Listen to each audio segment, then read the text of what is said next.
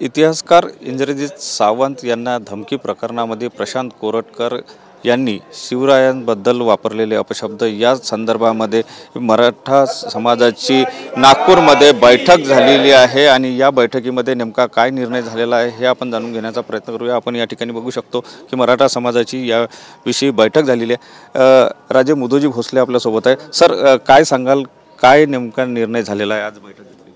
आज बैठकीत आपण पाहिला की सर्व शिवप्रेमी या ठिकाणी सर्व 18 पगड जातीचे बराबर हुद्देदार सर्व इथं या ठिकाणी उपस्थित झालेले आहे आणि हा निर्णय असा घेतलेला की उद्याचा दिवस आम्ही कमिशनर साहेबाला एक आमचं निवेदन देतो आहे की FIR दर्ज करून उद्याच्या उद्या त्याला अरेस्ट झाला पाहिजे। तो चाहे नागपुरात नाही, जिथं असेल तिथं त्याला अरेस्ट केला गेला पाहिजे आणि त्याच्यावर कारवाई झाली पाहिजे। नाही तर परवाचा दिवस हा आमचा राहील। पोलिसाला जर तो सापडत नसन तर तो आम्ही कसा सापडत नाही हे आम्ही शोध घेऊ, आम्ही त्याला पकडून आणू, पण तो आमच्या हातात सापडला तर त्याला आम्ही ठोकल्याशिवाय राहणार नाही, एवढी आम्ही आज या मीटिंगमध्ये ठरलेलं आहे। आणि बाकी उद्याचा वेळ झाल्यानंतर परवाची स्ट्रॅटेजी काही नाही ना, उद्या आम्ही वेळेवर मोर्चा किंवा काय या संदर्भामध्ये नाही, सर्व आम्ही ते उद्या हे आम्ही ठरवू की आमची काय स्ट्रॅटेजी, आम्ही कोणत्या प्रकारे काम करायचं आहे। नक्कीच पोलिसांनी जर समजा कारवाई केली नाही तर आम्ही आमच्या पद्धतीने कारवाई करू। नरेंद्रजी, काय सांगाल, काय नेमकं वाटते या प्रकरणामध्ये, आता तुमची भूमिका काय?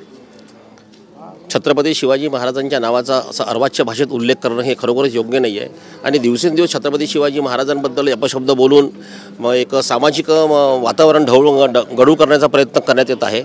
याला कुठेतरी निर्बंध बसला पाहिजे, हे बंद झालं पाहिजे असं वारंवार आपण म्हणतो, परंतु पुन्हा सुद्धा ह्याच घटना घडतात आणि या घडण्याचं कारण म्हणजे असं आहे की कुठेही कठोर शिक्षा होत नाही, याच्यावर कुठेही कठोर कायदा नाही आहे, कारवाई होत नाही आहे। त्याला थोडं समजून सांगून दिलं, त्याला जमानत मिळून गेली, तो अजून पुन्हा एकदम मगरूर होऊन जातो।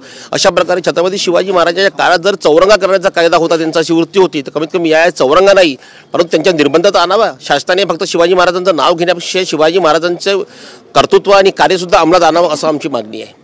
नक्कीच या ठिकाणी आपण जर बघितलं तर मराठा समाज हा या सगळ्या बाबीवरून आक्रमक झाल्याचं चित्र आपल्याला पाहायला मिळते आणि त्याच अनुषंगाने आज त्यांनी या ठिकाणी बैठक घेतलेली आहे आणि उद्याच्या दिवसाचा वेळ दिलेला आहे। उद्याच्या दिवसापर्यंत पोलिसांनी जर समजा कारवाई केली नाही तर परवाचा दिवस आमचा असेल, त्यानंतर आम्ही आमच्या पद्धतीने त्याला शोधून काढू, त्याला अटक पोलीस करत नसेल तर आम्ही त्याला शोधून काढू, आम्ही त्याला ठेचून काढू, अशा प्रकारे हे मराठा समाजाकडून या ठिकाणी जो आहे तो ठराव घेण्यात आला आहे। कॅमेरामन साईसह सुनील ढगे, TV9 मराठी, नागपूर।